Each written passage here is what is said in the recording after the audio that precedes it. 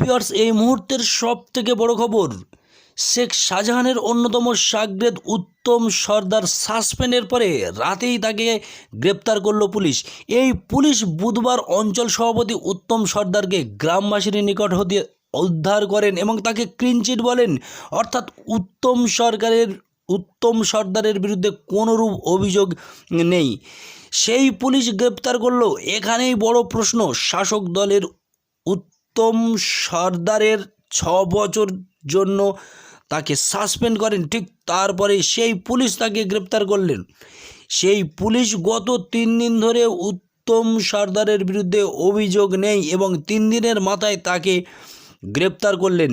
তবে মনে করা হচ্ছে মাথার ওপরে তৃণমূল অর্থাৎ শাসক দলের হাত উঠে যাওয়ার পরে তাকে গ্রেপ্তার করা হলো। সন্দেশখালীর উত্তম সর্দার অঞ্চল সভাপতি, জেলা পরিষদের সদস্য, এমনকি শেখ শাহজাহানের অন্যতম শাগরেদ ছিলেন। বেশ কয়েকদিন ধরে গ্রামবাসীরা অভিযোগ করছিলেন যে উত্তম সর্দার বাইরে থেকে গুন্ডা বাহিনী এনেই মা বোনেদের ইজ্জত নিয়ে টানাটানির অভিযোগ পর্যন্ত রয়েছেন এই উত্তম সর্দারের বিরুদ্ধে।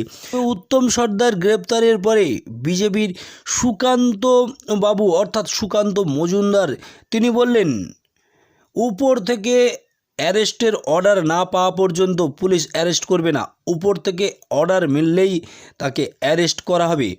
উত্তমকে ঠিক সেই রূপ অ্যারেস্ট করা হয়েছে। আপাতত সান্ত্বনা পুরস্কার হিসাবে ওই সন্দেশখালীর বিষয়ে শাহজাহানকে তো গ্রেপ্তার করতে পারলো না, শিবুকে গ্রেপ্তার করতে পারলো না, অবশেষে শাহজাহানের অন্যতম শাগরেদ উত্তম সর্দারকে গ্রেপ্তার করে সান্ত্বনা পুরস্কার দিলেন, এমনটাই কটাক্ষ করেছেন। তো বন্ধু, অবশ্যই পরবর্তী আপডেট নিয়ে আপনাদের সঙ্গে শেয়ার করব।